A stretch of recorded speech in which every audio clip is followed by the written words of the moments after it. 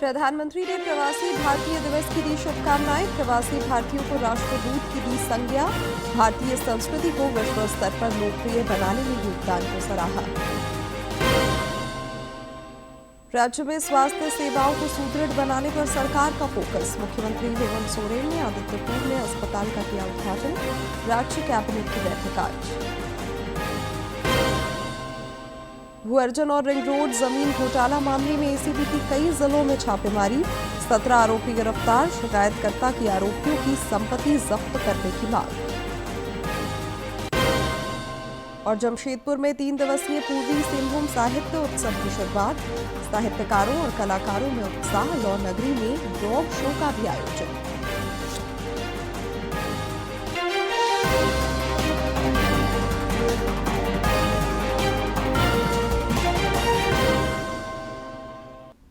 नमस्कार, खबरें झारखंड में आपका स्वागत है। मैं हूं शिवानी कुमारी और अब समाचार विस्तार से। प्रधानमंत्री नरेंद्र मोदी ने प्रवासी भारतीय दिवस की शुभकामनाएं दी है। एक सोशल मीडिया पोस्ट में प्रधानमंत्री ने कहा कि भारतीय प्रवासी भारत और विश्व के बीच एक सशक्त सेतु बने हुए हैं। प्रवासी भारतीयों को राष्ट्रदूत की संज्ञा देते हुए श्री मोदी ने कहा कि भारतीय प्रवासियों ने देश की संस्कृति को विश्व स्तर पर लोकप्रिय बनाया है। उन्होंने कहा कि केंद्र सरकार ने प्रवासी भारतीयों को भारत के और करीब लाने के लिए अनेक कदम उठाए हैं। राष्ट्रपिता महात्मा गांधी के विश्व मंच पर भारतीय अस्मिता और सम्मान के संघर्ष की स्मृति में हर वर्ष 9 जनवरी को भारतीय गौरव का यह प्रतीक प्रवासी भारतीय दिवस मनाया जाता है। पूर्व प्रधानमंत्री अटल बिहारी वाजपेयी ने वर्ष 2003 में इसकी शुरुआत की थी। भारत और दुनिया भर में बसे भारतीयों के बीच एक अहम पुल का काम करता है प्रवासी भारतीय दिवस। ये दिन महात्मा गांधी के भारत लौटने के ऐतिहासिक पल से जुड़ा हुआ है, जब 1915 में उन्होंने दक्षिण अफ्रीका से भारत वापस आकर स्वतंत्रता संग्राम को नई दिशा दी। इस दिन की शुरुआत 9 जनवरी 2003 को तत्कालीन प्रधानमंत्री अटल बिहारी वाजपेयी के नेतृत्व में हुई थी और इसका मुख्य उद्देश्य विदेशों में बसे भारतीयों को भारत के विकास से जोड़ना और उनके अनुभवों से फायदा उठाना था। प्रवासी भारतीय दिवस सिर्फ एक समारोह नहीं बल्कि एक रणनीति है, जिसके जरिए भारत विदेशों में बसे अपने नागरिकों से जुड़ता है। ये दिवस न सिर्फ भारतीय संस्कृति का प्रचार करता है बल्कि भारत को एक वैश्विक शक्ति बनाने में प्रवासी भारतीयों के योगदान को भी स्वीकार करता है। अटल बिहारी वाजपेयी जी की सरकार थी, उस वक्त ये विचार बहुत गहराई के साथ लिया गया और वाजपेयी जी ने इस बात को प्रमोट किया कि जो भारतीय विभिन्न देशों में बसे हुए हैं उनको भारत के निवेश के लिए, आर्थिक विकास के लिए और डिफरेंट टाइप की जो असिस्टेंस और प्रोग्राम्स जो एड होती है उसके लिए उनको सहायता ली जा सकती है। इसके तहत भारत के विभिन्न शहरों में सम्मेलनों का आयोजन हुआ, जिसमें विदेशों में विभिन्न पेशों से जुड़े प्रवासी भारतीय नागरिकों और भारतीय मूल के लोगों को शिरकत करने के लिए आमंत्रित और प्रोत्साहित किया गया। इन सम्मेलनों में निवेश, शिक्षा, विज्ञान, तकनीक और संस्कृति जैसे विषयों पर चर्चा होती रही। महत्वपूर्ण मंत्रियों और तत्कालीन प्रधानमंत्रियों ने भी इसमें हिस्सा लिया। फिर 2015 से इसे हर 2 साल में मनाने का निर्णय लिया गया, ताकि कार्यक्रम अधिक प्रभावी और उपयोगी हो सके। प्रवासी भारतीयों का भारत की अर्थव्यवस्था में भी बड़ा योगदान है। रेमिटेंस के रूप में भेजी गई रकम कई परिवारों और गाँवों का सहारा बनती है। साथ ही भारत के डॉलर कोष में भी वृद्धि होती है। आईटी, स्टार्टअप और उद्योग के क्षेत्रों में प्रवासी भारतीयों ने निवेश और अनुभव से भारत को आगे बढ़ाने में मदद की है। प्रवासी भारतीयों को भारत से जोड़ने के लिए OCI कार्ड भी जारी किए जाते हैं, जो विदेश में बसे भारतीयों को बिना वीजा के भारत आने की सुविधा प्रदान करता है। प्रधानमंत्री नरेंद्र मोदी हमेशा विदेश यात्रा के दौरान वहां बसे भारतीयों से मिलकर न केवल उन्हें भारत की प्रगति के बारे में चर्चा करते हैं, बल्कि उन्हें भारत आकर देश के विकास में योगदान देने के लिए प्रोत्साहित भी करते हैं। ये न केवल प्रवासी भारतीय दिवस की असल भावना का एक तरह से विस्तार है, बल्कि इससे प्रवासी भारतीयों का संबंधित देशों में सम्मान भी बढ़ता है। प्रवासी भारतीय भारत के विस्तार और उसके विकास का एक अभिन्न हिस्सा है और प्रवासी भारतीय दिवस दुनिया के विभिन्न हिस्सों में बसे करीब 4 करोड़ प्रवासी भारतीयों का सम्मान है, जो भारत का ही विस्तार है। जिनकी पहचान भारतीय है। ये उन करोड़ों प्रवासी भारतीयों द्वारा भारत के विकास में किए गए उनके योगदान को सम्मान देता है। दिल्ली से अखिलेश सुमन की रिपोर्ट, डीडी न्यूज। मुख्यमंत्री हेमंत सोरेन ने आज सरायकेला खरसावा के आदित्यपुर स्थित नेताजी सुभाष मेडिकल कॉलेज के प्रथम MBBS बैच का शुभारंभ किया। इस मौके पर स्वास्थ्य मंत्री इरफान अंसारी समेत कई गणमान्य लोग मौजूद थे। मुख्यमंत्री ने अपने संबोधन में स्वास्थ्य सेवा को सुदृढ़ बनाने का संकल्प दोहराया। उन्होंने भरोसा जताया कि इस सौगात से सरायकेला खरसावा सहित कोल्हान क्षेत्र के मरीजों को और बेहतर स्वास्थ्य सेवा मिल पाएगी। अगले साल दूसरे बैच के छात्र छात्रा आएंगे, फिर ये धीरे धीरे 5 सालों के अंदर अपना पूरा शक्ल ये मेडिकल कॉलेज ले चुका होगा और उसके बाद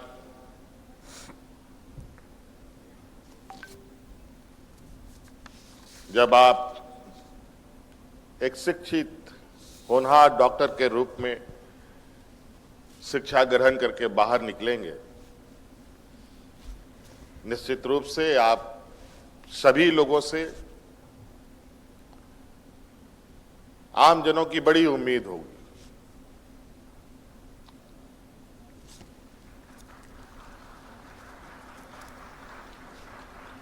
वैसे लोग डॉक्टर को धरती का दूसरा भगवान भी बोलते हैं और हम आशा उम्मीद करते हैं कि आप सब लोग नेताजी सुभाष चंद्र बोस जी के इस मेडिकल कॉलेज में अपनी भविष्य को बेहतर तरीके से तराशेंगे। मुख्यमंत्री हेमंत सोरेन की अध्यक्षता में ठीक इसी समय राज्य मंत्रिपरिषद की महत्वपूर्ण बैठक होनी है। झारखंड मंत्रालय में यह बैठक बुलाई गई है। इस दौरान विकास और जन सरोकार के प्रस्तावों को मंजूरी दी जाएगी। मुख्यमंत्री के विदेश दौरे से पहले राज्य कैबिनेट की इस बैठक को काफी महत्वपूर्ण माना जा रहा है। न्यायमूर्ति महेश शरद चंद्र सोनक ने आज झारखंड उच्च न्यायालय के 18वें मुख्य न्यायाधीश के रूप में शपथ ली। झारखंड लोक भवन में राज्यपाल संतोष कुमार गंगवार ने उन्हें शपथ दिलाई। इस दौरान मुख्यमंत्री हेमंत सोरेन और रक्षा राज्य मंत्री संजय सेठ समेत कई गणमान्य मौजूद रहे। न्यायमूर्ति सोनक का कार्यकाल इस वर्ष 28 नवंबर तक रहेगा। इससे पहले वे मुंबई उच्च न्यायालय के न्यायाधीश थे।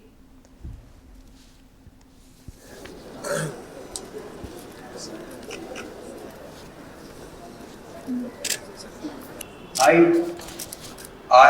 Mahesh Sharad Chandra Sonak, have been appointed Chief Justice of the Jharkhand High Court at Ranchi.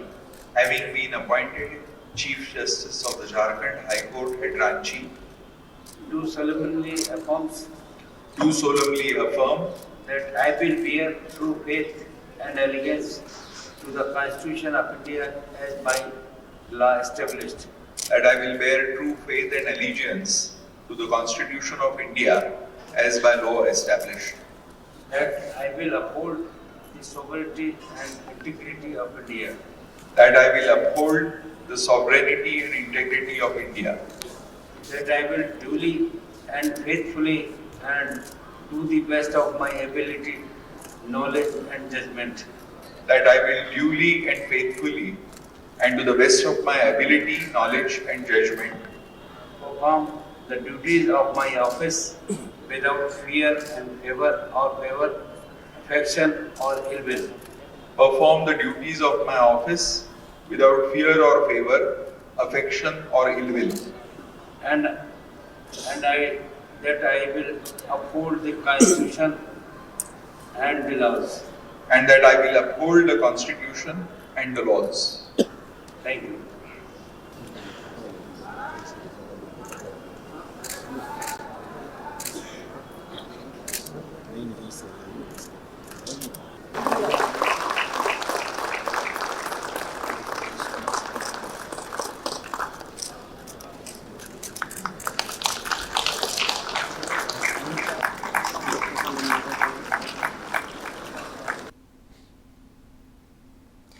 भू अर्जन और रिंग रोड जमीन घोटाला मामले में एसीबी की टीम ने कई जिलों में एक साथ छापेमारी की है।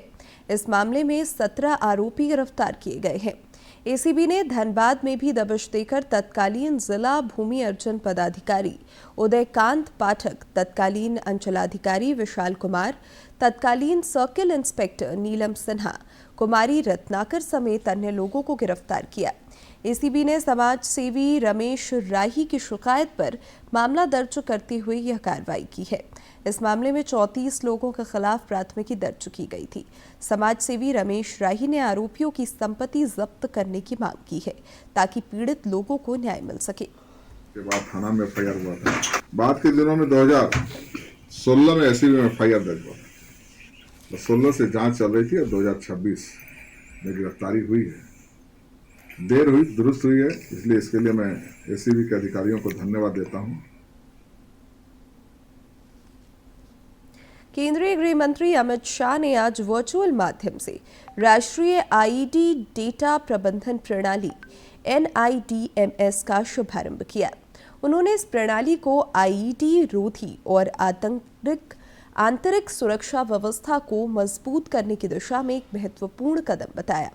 इस अवसर पर श्री शाह ने कहा कि इस प्रणाली से एजेंसियों के बीच आंतरिक समन्वय और बेहतर होगा। गृह मंत्री अमित शाह ने आज वीडियो कॉन्फ्रेंसिंग के माध्यम से आज national IED data management system NIDMS का शुभारंभ किया। NIDMS आंतरिक सुरक्षा को मजबूत करने का काम करेगा। इस प्रणाली के माध्यम से विस्फोटक सामग्री, इम्प्रोवाइज्ड एक्सप्लोजिव डिवाइस IED के खतरों से निपटने के लिए देश को एक नया प्लेटफॉर्म मिल जाएगा। अमित शाह ने कहा कि इस प्रणाली से आने वाले दिनों में देश में आतंकी घटनाओं का IED वाली घटनाओं के इन्वेस्टिगेशन एनालिसिस में बहुत मदद मिलेगी। NIDMS से देश को आतंकवाद से सुरक्षित बनाने में बड़ा कदम है। ये प्रणाली से आने वाले दिनों में देश में आतंकवादी घटनाओं का, चाहे वो किसी भी प्रकार की आतंकवादी घटना हो, जहां पर विस्फोटक का उपयोग हुआ है, विस्फोट हुआ है, IED का उपयोग हुआ है, वो सभी के इन्वेस्टिगेशन करते हुए एनालिसिस के लिए और आने वाले दिनों में बचावात्मक उपाय करने के लिए भी ये डेटा एक प्रकार से नए कवच का काम करेगा, इसका मुझे विश्वास है। ग्रामीणों तक बेहतर और सुलभ तरीके से स्वास्थ्य सेवाएं पहुंचाने की दिशा में एक अहम पहल पाकुड़ में देखने को मिली है। सदर अस्पताल परिसर में आयोजित प्रखंड स्तरीय स्वास्थ्य मेले में सैकड़ों ग्रामीणों ने मुफ्त जांच, परामर्श और दवाओं का लाभ उठाया। इस मेले ने न सिर्फ इलाज बल्कि जागरूकता का भी संदेश दिया।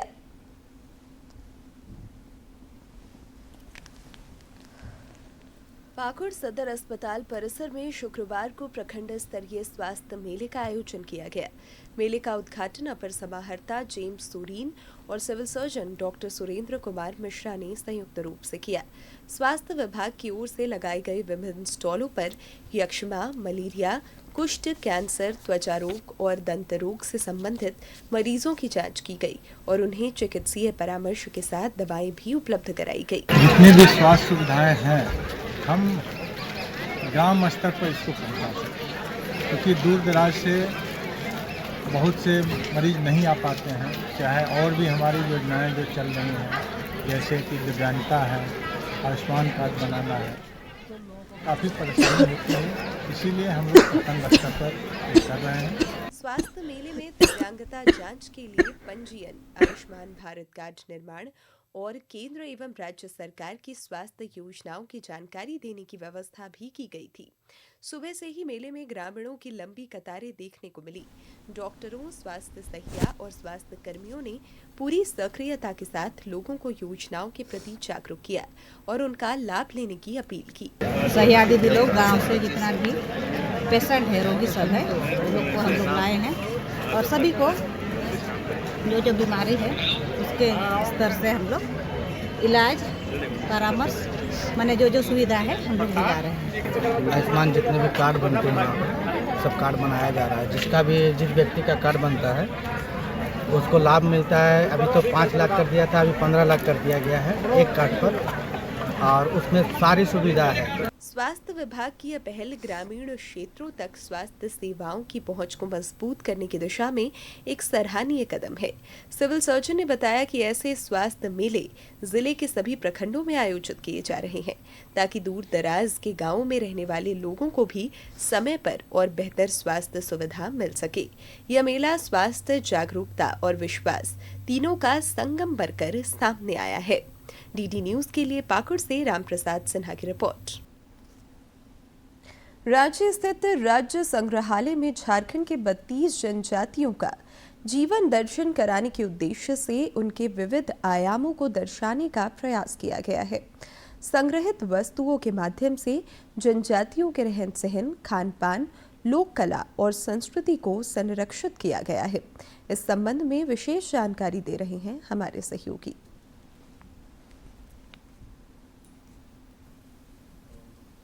झारखंड राज्य की अपनी खास विशेषता और खास पहचान है। इसके पीछे का एक कारण यह भी है कि यहाँ पे कुल 32 जनजातियाँ निवास करती है और ये जो है आदिम काल से यहाँ पे निवास करते आए हैं और इनके रहन सहन का ढंग, खान पान, कला, संस्कृति, वेशभूषा, आभूषण, ये तमाम चीज़ें कहीं ना कहीं इन जनजातियों को विशेष पहचान दिलाती है। और इस वक्त हम जहाँ हैं वो रांची का खिलगांव स्थित राज्य संग्रहालय है और यहाँ पे आप देख सकते हैं कि हमारे आसपास इस संग्रहालय में बड़े स्तर पर जनजातियों को दर्शाने का प्रयास किया गया है और उनका जीवन दर्शन कराया गया है। खास करके बात करें इन जनजातियों की तो इनमें सबर जनजाति, सौरिया जनजाति, इसके अलावा गौड़ जनजाति, भेर जनजाति, इस तरह के कुल 32 जनजाति हैं। आप देख सकते हैं कि इनके रहन सहन का क्या कुछ तरीका रहा है। जैसे कि अगर बिरहोर जनजाति की बात करें तो बीड़ी पत्ता जो कहलाता है हमारे राज्य में, उस बीड़ी पत्ते के आवास में वो निवास करते हैं और ऐसी मान्यताएं हैं कि इस पत्ते के अंदर पानी नहीं रिसता है या नहीं आता है। और मुख्य रूप से इनके आजीविका का साधन रस्सी निर्माण होता है जो कि प्राकृतिक संपदाओं से जुड़ा हुआ माना जाता है और इनका रहन सहन बिल्कुल प्राकृतिक संपदाओं पर ही निर्भर भी है। इसके अलावे आगे हम चलेंगे तो आप देख सकते हैं कि किस तरह से बथुड़ी एक जनजाति है। बथुड़ी जनजाति मुख्य रूप से कृषि कार्य और व्यवसाय से जुड़ी हुई जनजाति मानी जाती है और अधिकांश रूप से पहले के ज़माने की अगर बात करें, जब संसाधनों का अभाव था तो उस समय भी कहीं ना कहीं एक मार्केट प्लेस उपलब्ध होता था जो कि हाट या बाजार के नाम से जाना जाता था और एक जगह पर अपने अपने उत्पादों को लेकर ये जनजातीय समाज के लोग आते थे और उसके बाद वो उसकी बिक्री करते थे। तो ये एक संक्षिप्त रूप में आपने देखा कि किस तरह से जो झारखंड की 32 जनजातियां हैं वो कैसे अपना जीवन यापन करती थी, क्या कुछ काम करती थी, आखेट करते थे, इसके अलावे आभूषण पहनते थे। इन तमाम चीज़ों को यहाँ पे बहुत अच्छे तरीके से संरक्षित किया गया है, सजाया गया है और दिखाया गया है और किस तरह से कृषि आधारित जीवन शैली और कृषि उपज को किस तरह से मार्केट प्लेस देना या फिर बाजार में उन तमाम चीज़ों को उपलब्ध कराना, ये तमाम चीज़ें यहाँ पे आपको दर्शाने का प्रयास किया गया है। इसके अलावे जो इन जनजातियों का इतिहास रहा है, इतिहास को भी यहाँ पे बहुत बेहतरीन तरीके से संस्कृति दिखाई गई है। आदिवासी रीति रिवाज की जनजातियों की यहाँ पे जो पाहन है, जो मुख्य रूप से पुजारी माने जाते हैं इनके, वो यहाँ पे पूजा अर्चना भी कर रहे हैं और इसके अलावा इसके ठीक बगल में आते हैं तो आप देख सकते हैं कि कच्चा लोहा गलाते हुए असुर जनजाति समुदाय के लोग दिख रहे हैं। डीडी न्यूज रांची के लिए सहयोगी विकास कुमार के साथ मैं प्रणय प्रबोध। दिल्ली के भारत मंडपम में केंद्रीय सड़क परिवहन एवं राजमार्ग मंत्री नितिन गडकरी की अध्यक्षता में राज्यों और केंद्र शासित प्रदेशों के परिवहन मंत्रियों की बैठक हुई। बैठक में सड़क दुर्घटनाओं को रोकने के लिए राहवीर योजना लाने पर सहमति बनी। इस रिपोर्ट में देखते हैं राहवीर योजना के बारे में। भारत सरकार का परिवहन मंत्रालय राहवीर योजना बहुत जल्द शुरू करने जा रहा है, जिसमें किसी भी सड़क पर दुर्घटनाग्रस्त हुए घायलों को अस्पताल पहुंचाने वाले शख्स को 25,000 रुपए प्रोत्साहन राशि प्रदान किए जाएंगे। साथ ही घायल के इलाज का 7 दिनों तक 1.5 लाख रुपए तक का खर्च इंश्योरेंस के जरिए केंद्र सरकार वहन करेगी।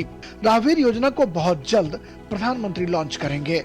मीडिया से मुखातिब भारत सरकार के सड़क और परिवहन मंत्री नितिन गडकरी ने ये जानकारी दी।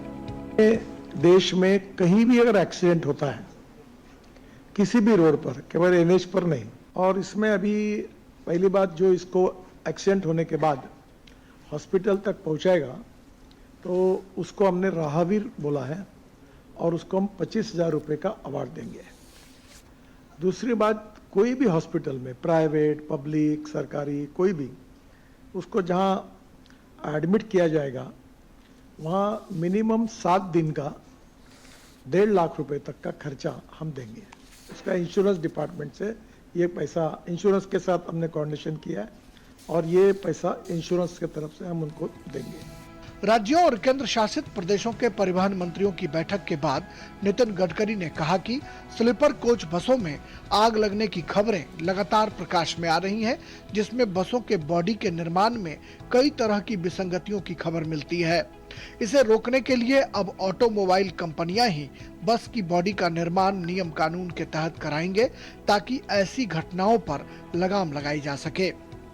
परिवहन मंत्रियों की बैठक में दुर्घटनाओं को रोकने पर राज्य सरकार के साथ मिलकर काम करने का संकल्प जहां दोहराया गया, वहीं संसद के आगामी सत्र में मोटर वाहन अधिनियम में संशोधन किए जाने के प्रस्ताव पर जमकर चर्चा भी हुई, जिसमें सड़क सुरक्षा, यात्रियों की सुविधा, व्यापार सुगमता और वाहन नियमों में सुधार का प्रस्ताव है। रोड एक्सीडेंट देश की सबसे बड़ी समस्या है और इस समस्या से निजात दिलाने के लिए सड़क परिवहन मंत्री नितिन गडकरी दिन रात मशक्कत भी करते हैं। इसी कड़ी में राहवीर योजना लाने की तैयारी नितिन गडकरी कर रहे हैं, जिसमें घायलों को अस्पताल तक पहुंचाने वाले नौजवान को मिलने वाली 25,000 की प्रोत्साहन राशि उनके लिए प्रेरणा का काम करेगी, तो 1.5 लाख की राशि जिन घायलों को मिलेगी उनकी जिंदगी भी बच सकेगी। कैमरामैन मोर मुकुट शर्मा के साथ राजेश राज, डीडी न्यूज, दिल्ली। मुख्यमंत्री हेमंत सोरेन ने डोम्बारी पुरू गोलीकांड के शहीदों को एक सोशल मीडिया पोस्ट के जरिए आज विनम्र श्रद्धांजलि अर्पित की। मुख्यमंत्री ने कहा कि जल, जंगल, जमीन और स्वाभिमान की रक्षा के लिए दिया गया उनका बलिदान झारखंड के इतिहास में सदैव अमर रहेगा। इधर नेता प्रतिपक्ष और भाजपा के प्रदेश अध्यक्ष बाबूलाल मरांडी ने भी शहीदों को याद किया। इस उपलक्ष्य में पूर्व केंद्रीय मंत्री अर्जुन मुंडा ने आज खूंटी के डोम्बारी पुरू जाकर भगवान बिरसा मुंडा की प्रतिमा पर माल्यार्पण कर उन्हें श्रद्धापूर्वक नमन किया। जमशेदपुर के बिष्टुपुर स्थित गोपाल मैदान में 3 दिवसीय पूर्वी सिंहभूम साहित्य उत्सव आज से शुरू हो गया है। उद्घाटन सत्र के दौरान बड़ी संख्या में साहित्य प्रेमी और अन्य गणमान्य लोग मौजूद रहे। मौके पर मुख्यमंत्री के शुभकामना संदेश को भी पढ़ा गया। झारखंड सरकार ने इसी परंपरा को आगे बढ़ाते हुए सभी जिलों में सोबरन मांझी पुस्तकालय की स्थापना की है। मेरी आशा है कि पूर्वी सिंहभूम के युवा भी झारखंड सरकार द्वारा शिक्षा के क्षेत्र में किए जा रहे प्रयासों का पूरा लाभ लेंगे। इसके अलावा जिले के सभी 11 प्रखंडों में पुस्तकालय संचालन की प्रक्रिया प्रारंभ की गई है। यह कदम भविष्य में यहाँ की चिंतन परंपरा को और आगे बढ़ाने में उपयोगी सिद्ध होगी।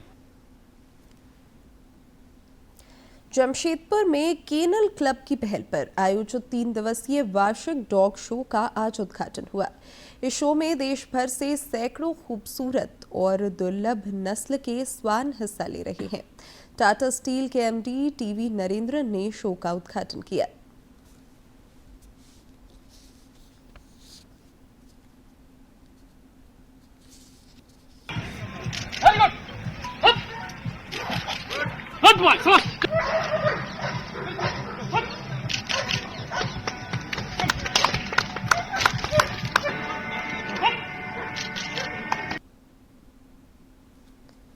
बीसीसीआई के घरेलू सत्र LET20 सैयद मुश्ताक अली ट्रॉफी में झारखंड की ऐतिहासिक जीत के बाद अब यह ट्रॉफी प्रदेश के विभिन्न जिलों का भ्रमण कर रही है।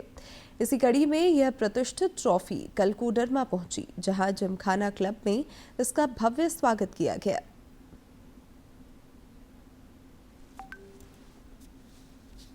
कोडरमा के जिमखाना क्लब में आज उत्सव का माहौल रहा। झारखंड टीम की शानदार सफलता का प्रतीक सैयद मुश्ताक अली ट्रॉफी जब जेएससीए के पदाधिकारियों के साथ यहां पहुंची तो पूरा परिसर तालियों की गूंज से भर उठा। डीएफओ मोहित बंसल ने इस पल को ऐतिहासिक बताते हुए कहा कि यह ट्रॉफी पूरे राज्य को गौरवान्वित करने वाली है। देखिए, ये सभी प्लेयर्स का एसोसिएशन के द्वारा की हुई मेहनत का ही नतीजा है कि ये ट्रॉफी झारखंड जीता है पहली बार। और साथ ही साथ जेएससीए का एक बहुत बढ़िया स्टेप है ये कि सभी जिलों में इसे लेके जाया जा रहा है, जहां पर कि जो भावी प्लेयर्स हैं उनको एक प्रेरणा का स्रोत मिल रहा है।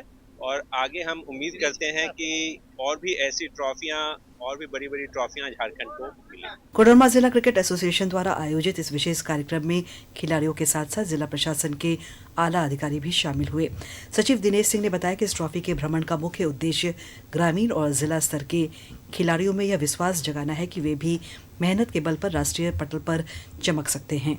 हम लोग को जब से पता चला कि कोडरमा भी आना है ऐसा ट्रॉफी, उस दिन से हम लोग तैयारी कर रहे हैं। और खिलाड़ी तो हम लोगों से ज्यादा उत्साहित है कि एक बार इसको नजदीक से देखें, एक बार छू के देखें। उद्देश्य यही कि हमारे जो जेएससीए के जो प्रेसिडेंट और सेक्रेटरी हैं, उन्होंने ये सोच रखी कि हर एक जिला में ये जाए ऐसा ट्रॉफी, और वहाँ के खिलाड़ी जो है वो मोटिवेट हो कि कड़ी मेहनत, लगन और संघर्ष से ऐसा ट्रॉफी हम लोग भी पा सकते हैं। कोडरमा के जिमखाना क्लब से विदा होकर यह ट्रॉफी अब अगले पड़ाव की ओर बढ़ेगी, लेकिन यहाँ के युवा क्रिकेटरों की आंखों में यह जीत के नए सपने बोर गई है।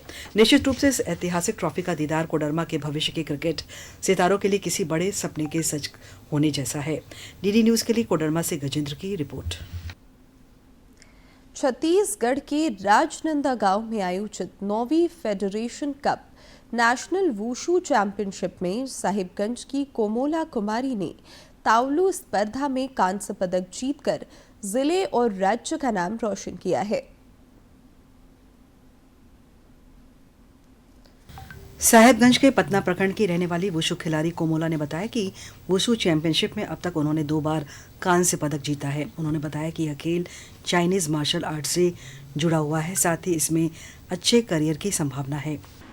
कुछ दिन पहले ही हमारे छत्तीसगढ़ में 9th federation cup wushu championship हुआ था, जिसमें मैंने कांस्य मेडल जीता है। और मैंने अपने जर्नी में अभी तक बहुत सारे मेडल जीते हैं, जैसे स्टेट चैंपियनशिप में जीता है, इसके बाद नेशनल में 2 मेडल है मेरा, पहला केरला में और दूसरा अभी छत्तीसगढ़ में हुआ था, उसमें मेरा कांस्य मेडल है। और ये जो वुशु है ये एक चाइनीज मार्शल आर्ट है जिसमें बहुत सारे स्टेट भाग लेते हैं, इसमें करियर भी है। कोमोला के पिता सह प्रशिक्षक मृत्युंजय कुमार राय भी उनके इस उपलब्धि से काफ़ी खुश हैं। उन्होंने बताया कि कोमोला की उपलब्धि के बाद जिले में इन दिनों इस खेल को लेकर काफ़ी उत्साह देखा जा रहा है। कई सारी बच्चियां वुशु की ट्रेनिंग ले रही हैं। मैंने 10 साल पहले वुशु ज्वाइन किया है और इस दौरान मैंने बहुत सारी बच्चियों को ट्रेनिंग दिया हुआ है। मेरी बहुत सारी बच्ची है स्कूल की जो कि स्टेट लेवल, नेशनल लेवल तक भी मतलब खेली है, बहुत सारी बच्चियाँ। इसमें से मेरी कोमोला कुमारी मेरी बेटी है, वो 2 बार की नेशनल चैंपियन है, 2 बार उन्होंने। अब अंत में मुख्य समाचार एक बार फिर।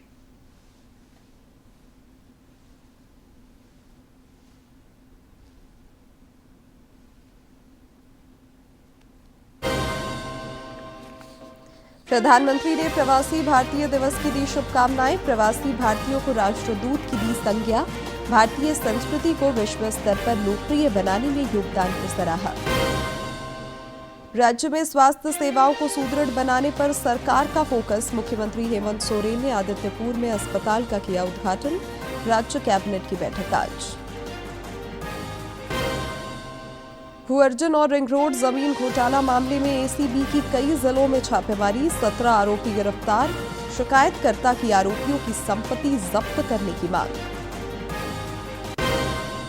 और जमशेदपुर में 3 दिवसीय पूर्वी सिंहभूम साहित्य उत्सव की शुरुआत। साहित्यकारों और कलाकारों में उत्साह। लौ नगरी में डॉग शो का भी आयोजन।